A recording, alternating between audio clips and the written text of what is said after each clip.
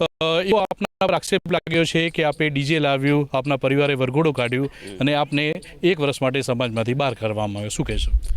Already programme બધી જગ્યાએ ચાલુ જ છે. 3 જિલ્લા માટેનું બંધારણ છે, તો બંધારણ હોવું જોઈએ તો આખી સમાજ માટે આખા ગુજરાતમાં હોવું જોઈએ. બધી જગ્યાએ ઠાકોર સમાજ છે અને આ પોતે ડિસિઝન લઈ લીધું છે. મને એમ લોકોને પૂછ્યું નથી, બોલાયા નથી. મેં 3 કલાક રાહ બી જોઈ છે અને આખું પરિવાર ને આખું કુટુંબ અને આખું ગોમ મારા ફેવરમાં છે. 4-5 જણાની આયોજન કર્યું. ઓલરેડી જે પબ્લિક હતી બધી બહારની હતી, જે જોવા આવેલી હતી એ પબ્લિક હતી ને આખું ગામની સહમતિ લીધી નથી. અને જે આયોજન કર્યું છે ને એ લોકો બધા ઓલરેડી નશાવાળા જ છે, પીવાવાળા છે. ને એમના વતીનું કોઈ બી ગામનો વ્યક્તિ છે ને સોગન ખાય ને કે ભાઈ આ લોકો નથી પીતા તો એમનો ગુલામ થઈ જવા જીવન.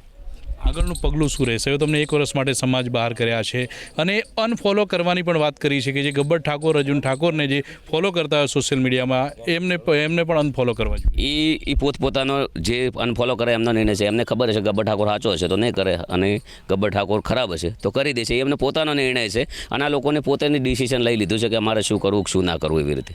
તમારા ગામમાંથી પણ એક કાકા આવ્યા હતા અને બેઠકમાં માફી પણ માગી હતી કે હું માફી માગું છું, અમે ખોટું કર્યું છે, અમને સ્વીકાર છે, જે પણ નિર્ણય લઈશું તે. માફી માગવાવાળો વ્યક્તિ એની ખોટું નથી કરી, ખોટી માફી માગી છે. એક અમને નેચા દેખાડવાની વાત કરી છે. એ લોકોને અમને પૂછ્યું નથી, અમારા ગામમાં કોઈ મિટિંગ થઈ નથી, કોઈ બંધારણ થયું નથી અને એ લોકો કદાચ જ્યાં હોય તો એમને કોઈ ચર્ચા બી કરી નથી. ખાસ કરીને 1 વર્ષ માટે આપને બહાર કરવામાં આવ્યો છે. શું 1 વર્ષ પછી તમે ફરી સમાજ જોડે જશો કે હવે આગળનો નિર્ણય શું રહેશે તમારો?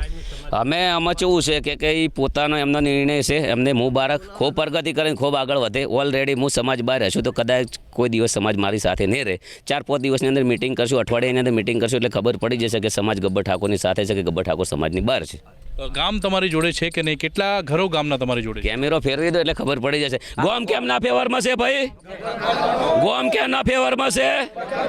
મારો લગ્નમાં અવાજ બી બેસી ગયો છે અને આજે મારો પ્રોગ્રામ હતો. પ્રોગ્રામ છોડીને એક મિટિંગ જે જગ્યા જે બોધેલો હતો ને એ પણ જગ્યા અમારી હતી. તમને આ મિટિંગમાં બોલાવવામાં આવ્યા હતા કે નહીં? બિલકુલ નહીં. મિટિંગની વાત છોડો, બંધારણ થયું ને એ બંધારણની કોઈ પત્રિકા એમને આલી નથી કે એમની કોઈ જોણ નથી કરી. 3 દિવસ લગ્ન રહ્યા તો કોઈ પૂછ્યું નથી. અર્જુનભાઈ પણ છે. અર્જુનભાઈ શું કહેશો? 1 વર્ષ માટે તમને સમાજમાંથી બહાર કરવામાં આવ્યો છે, તમને અનફોલો કરવાની પણ વાત કરવામાં આવી છે.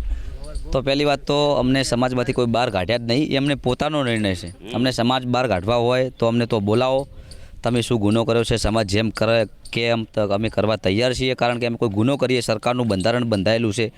આપણે સરકારમાં કોઈ ગુનો કરીએ તો સરકાર આપણને પૂછે, જજ સાહેબ પૂછે કે તમે આ ગુનો કર્યો છે, આ ગુનો તમને કબૂલ છે? એ પણ પૂછવામાં સરકાર પૂછે તો આ તો સીધે પોતે જાતે ડિસિઝન લઈ લીધું કે ગબ્બર ઠાકોર, અર્જુન ઠાકોર સમાજની બહાર. અમને બોલાવો, અમને પૂછો કે તમે શું પેલું કર્યું છે. અને એ સત્તા જે અમને બંધારણ બાંધ્યું હતું એ બંધારણનું આપણે બંધારણ તોડ્યું જ નહીં. બંધારણ હાલ પણ તમે જોઈ શકો છો કે લગ્નમાં ડીજે લઈ જાઓ, આપણે લગ્નમાં ડીજે લઈ ગયા નહીં અને આપણે ગોમમાં જે પરંપરા અમારી હતી અમે કર્યું છે. એટલે આખું ગોમ, જાબડિયા ગોમ અમારા તરફ છે. હાલ તમે જોઈ શકો છો અમારી સાથે 500 માણસો છે તો 500 માણસો સમાજની બહાર થઈ જાય. આ તેમને કહી દીધું પોતે જ કે ગબ્બર ઠાકોર, અર્જુન ઠાકોર સમાજની બહાર. પણ એવું કોઈ નથી. એમને પોતે જાતે નિર્ણય લઈ અને એ પોતે બસ 4-5 ગાડીઓ આવી નિર્ણય લઈ વિડીયો બનાવીને જતા રહ્યા. મારો કહેવાનો મેસેજ એવો છે કે જે દીકરો છે એને પણ એના પપ્પાને એવું કીધું હતું કે કદાચ કોઈ ઝોનમાં નહીં આવે ને તો અમે 2 બાપ બેટો જઈશું. એવી બી ચર્ચા થઈ હતી. તો ખાસ મેસેજ છે, સમાજનું બંધારણ ખૂબ પાળજો. 50% નિયમો ખૂબ સારા છે અને 50%માં નિયમો બહુ ઘણા બધાને નુકસાન થાય એ ટાઈપના છે. અને એવી મારા કાન પર 50 આ લોકોને કાર્ડનું બંધારણ કર્યું હતું પણ મારા ત્યાં 50 પત્રિકાઓ પણ આવી છે. એમનું પણ ઘણા લોકો ઉલ્લંઘન કરે પણ આ ખાલી ગબ્બર ઠાકોરને જ ટાર્ગેટ કર્યો છે. પણ ખૂબ ખૂબ અભિનંદન. અને ભાઈ ખાસ કરીને 2 હાથ જોડીને કહું છું કે એક જે આ બંધારણના કારણથી તમારા ભાઈઓમાં, તમારા કુટુંબમાં, તમારા ભાઈઓમાં કોઈ દાડો રાગ ના બગાડતા. એ લોકો કદીએ નહીં આવે. તમારા ભાઈઓમાં કાયમ ભેળું રહેવાનું છે. એ લોકો તમારા પહેલાં આવશે, પાડોશી પહેલો આવશે. એટલે મારી વેદનાને થોડું સમજજો.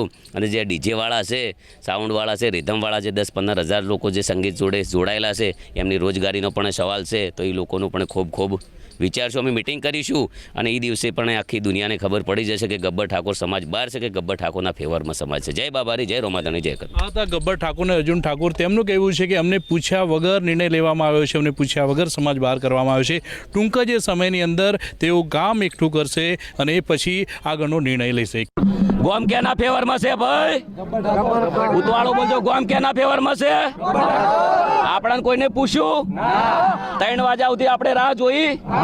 અમારો પ્રોગ્રામ હતો તો છતાં કેન્સલ કરીને અમે વાટ જોઈ, પણ અમને કોઈ બોલાયા નથી. અમારા ગામમાં કોઈ મિટિંગ પહેલાં થઈ નથી અને બંધારણનું અમને કોઈ કીધું નથી. ઓલરેડી અમે મિટિંગ કરવા ગયા હતા કે અમારે ભાઈ અમારા જે આયોજક હતા પણ એમનું કોઈ માન્યું નહોતું અને આ પોતે ડિસિઝન લઈ લીધું છે એમને. બરાબર, એક વખત કાયદો હોય તો કોર્ટ બી પૂછે છે કે ભાઈ આરોપીને તારો ગુનો તને કબૂલ છે? આ પૂછવામાં આવે છે. કદાચ અમના નિયમમાં સારું ફોસીની સજા નહીં ને કાં તો મારે મરવું પડો યાર. અને આ તો સારું છે કે એના ઘરમાં હું નહીં રહેતો ને શિયાળાનો ઢાજનો ઠરી જોત. પોતે ડિસિઝન લઈ લેવું ને પોતે બોલવું, એમને ખબર નહીં કે શું કરવું શું ના કરવું એમ. અને જે 4-5 જણા છે એ ગોમના છે, એ લોકોને ખાસ કરીને મને નેચું દેખાડવાની વાત કરી છે અને એ લોકોને આયોજન કર્યું છે. આખું ગોમ કેના ફેવરમાં છે ભાઈ? આજે અમે 3 વાગ્યા સુધી બેઠા છે. અમારા વડીલો, અમારા કાકા, અમારું કુટુંબ બધું. અમે પણ હવે જોરદાર મિટિંગ કરવાના છીએ. હું ખોટો હશું તો મારા ફેવરમાં કોઈ નહીં આવે. જે દિવસ મિટિંગ કરશું એ દિવસે ખબર પડી જશે કે ગબ્બર ઠાકોર સાચો વ્યક્તિ હશે તો એ દિવસે ખબર પડી જશે કે એમના ફેવરમાં જનતા કેટલી છે, સમાજ કેટલો છે.